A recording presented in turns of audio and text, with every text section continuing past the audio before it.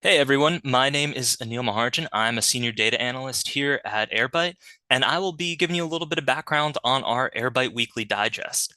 This presentation is actually fully titled, You've Got More Mail, Making the Airbyte Weekly Digest a Meaningful Read in a Flood of Emails. In full disclosure, I have about 1,723 unread emails, so what I want to teach you about is a little bit about how we can make a meaningful weekly digest in a flood of lots of weekly digests. What's going to be very important here is if you understand the movie You've Got Mail, 1998 romantic comedy starring Tom Hanks and Meg Ryan.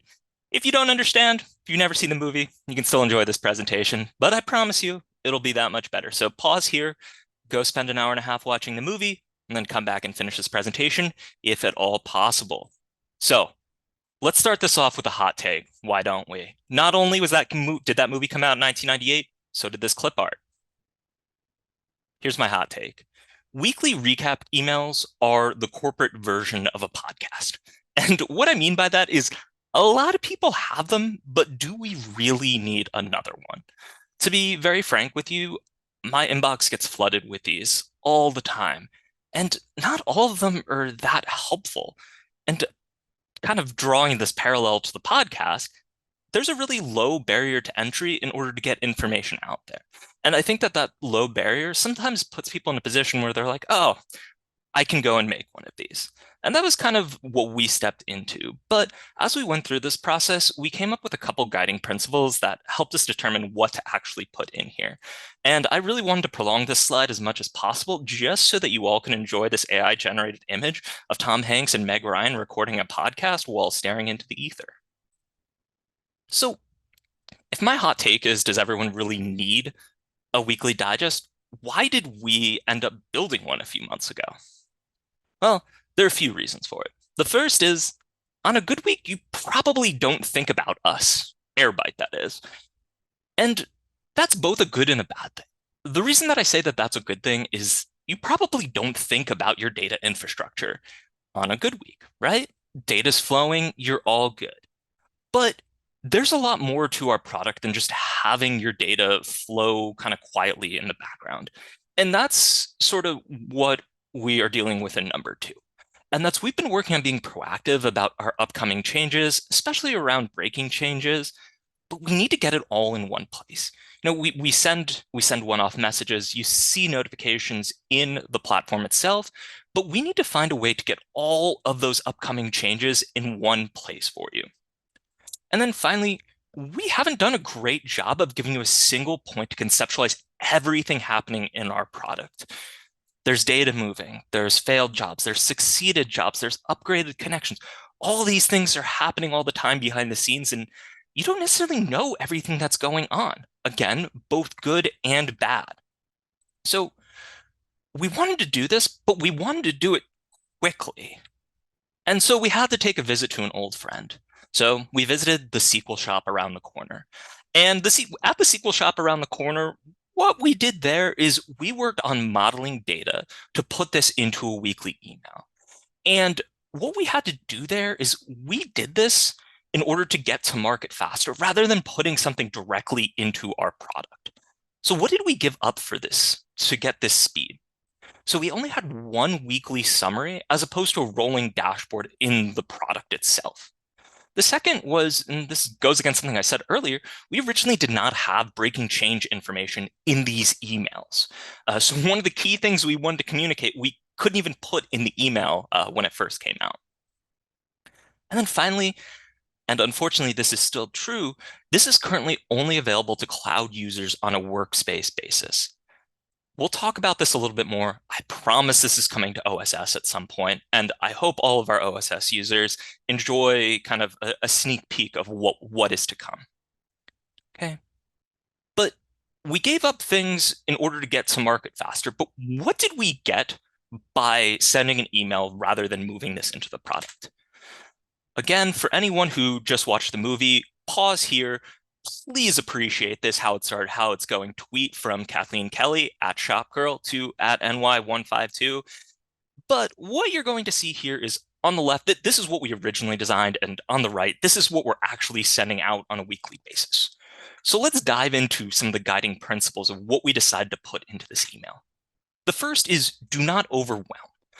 I'm not attempting to give a hard time to the organization that sent the email or the notification you see on the right. But when I see 3,581 of anything, I feel paralyzed. I feel like I don't know what to do with that many outstanding items. So one of the most important things is don't overwhelm. But when you're providing information, make sure you provide additional context in order to allow people to act. So let's give two examples of how we do this. The first is in this particular email, there were 7 connections that failed. 7 is not really that helpful of a number. It'll be more meaningful over time, but 7 unto itself isn't. So now let's dig down a little bit further. We have 5 of them that recovered. Okay, so now I know that these 7 connections had issues, but 5 of them are syncing okay now. You give a look down here. I know it's not this one because we are calling out here that it has recovered. But we know that this one, which both had the largest number of failed jobs and has not recovered, you can click directly into that connection so that you can see what needs to be done. Imagine if we didn't include that little bit of recovered. You'd be guessing at which ones were potentially the ones that were giving you problems, right? And that little bit of extra always helps out a lot. So again, here's another example from the email itself. The gigabytes of data moved week over week was down 31%. Like that's a big number. There's a big scary red down arrow there. We know it's not this second or this fourth one, but wow, like this third one, it was down 71%. Okay, so now imagine again, we didn't include that 71% there. Let's just imagine we only put the 14.65 gigabytes there. How would you know which one was actually causing your data move to go down so much week over week?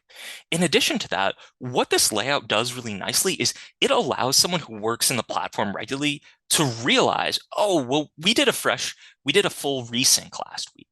And that is likely why we've gone down this week. Just saying, those little extra bits to provide additional context go a long way. And then finally, bring the hard to reach corners of your product to the forefront. And this was something I was talking about a little bit earlier, but there's a lot of connectors upgrading in the background. And frankly, most of the time it doesn't matter that they are upgrading. It does matter, but you shouldn't notice a huge difference. But what we do here is we call them out. Just in case you've seen something a little bit off, you can click directly over to the change logs. In addition to that, we've also put in our upcoming connector breaking changes.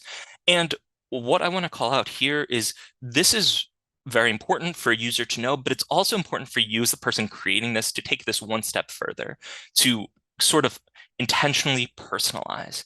And so even though you might have multiple breaking changes in your workspace, we're only going to notify you about the ones that you haven't done yet. This seems like a small thing, but imagine having 3 of these breaking changes listed. That would be a very overwhelming experience, especially if you know that you've already upgraded some of them. So it's always about those little iterative steps that you take in order to improve these emails. So how have we measured success so far? Really, we've kind of thought about it in 3 ways. We want to maintain a low unsubscribe rate, and we're very happy that we've kept it under 1%. We've also wanted to iterate based on community feedback.